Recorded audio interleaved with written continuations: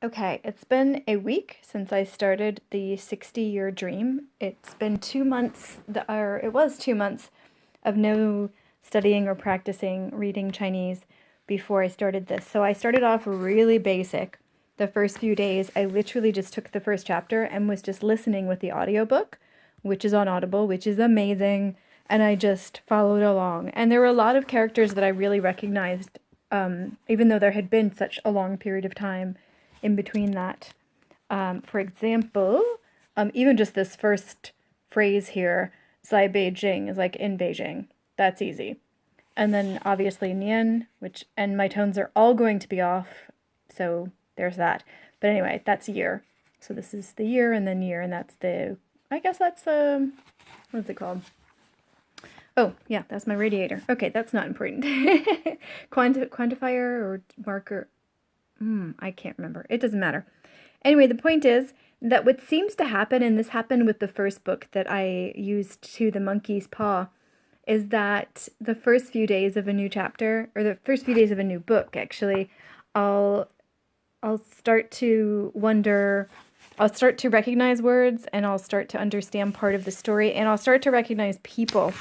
You'll see even on this page, I wrote the pinyin in next to the characters of the characters of the characters. The Hansa characters for the characters in the book. And that magnifying is not working. Okay. So for example, the light underlying as opposed to the dark one that you really can't see in this. There we go. The dark underlying. The light underlying is the character name.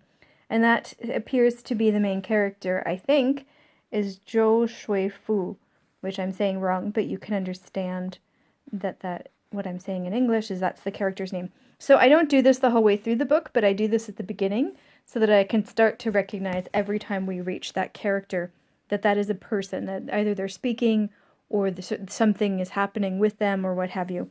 I also today noticed a new character name, Wang Xiaohua, is right there. So what happens is I'll start to recognize the words, I'll start to look at the pictures to get more context, and then the people who things are happening to will start to emerge. So the two characters I've found so far in the first chapter came out on different days that I was reading, or more so listening than reading. So yeah, so it's interesting how, and look at these illustrations, aren't they great? So it's interesting how different parts of the book, or different parts of the story will come out at different times. Oh, and what am I saying? There is a third character, the dog, Xiao Hui, but I recognize that from the beginning because it's such an easy one, because Xiao and Hui, not Hui, hey, I did an entire video back in my YouTube days with hey, because that's such a fun one to say. And that dog, wait, where is his picture? Is right there. So that one's super, super cute and really easy to recognize. Shao is one of the easiest characters to recognize, and I don't think, I may be very wrong on this, but I don't think Shao actually changes sound. Like some of the characters will change sound, will not have the same sound. Like I think I found one even in the names. Maybe not. There were two words. Oh, wait, hold on. Yep, found it. These two words down here, numbers 10 and 11, you can see that in the pinyin, in the romanization, it's Zhongshu, but you can see also, there you go. You can see also, wait, are the tones exactly the same? Oh, that's so frustrating. Yeah, so the oh, come on, focus. Maybe not. But you can see that the Hanzi characters, even with the blur, wait, let me see if I put it down, if that makes it any better. There we go. You can see that the Hanzi characters on 10 and 11, those are very different, but the pinyin is the same and the tones are exactly the same. So that's what's tricky. Whereas with Xiao, hey, Xiao rarely changes as far as I know. So that one's always an easy one to find. So far in the book, I've met, 1, 2, 3 of the characters, I think. There's probably more in that chapter that I haven't noticed yet. But like I said, I think it's really interesting that the layers that we comprehend when we're reading a story.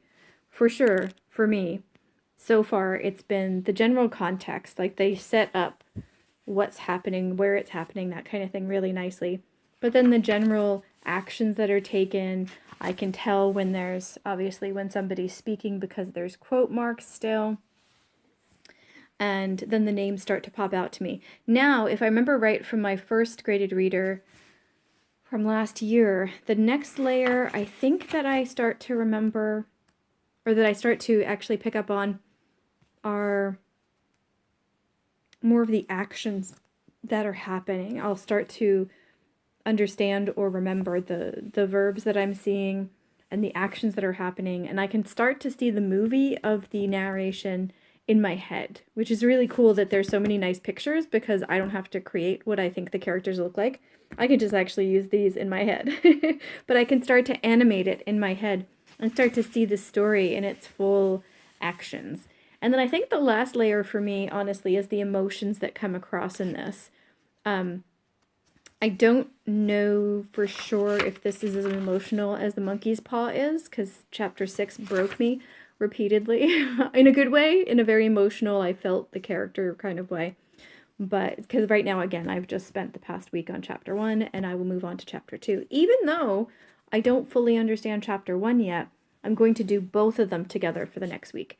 That's kind of what I did in the monkey's paw, and that worked really well.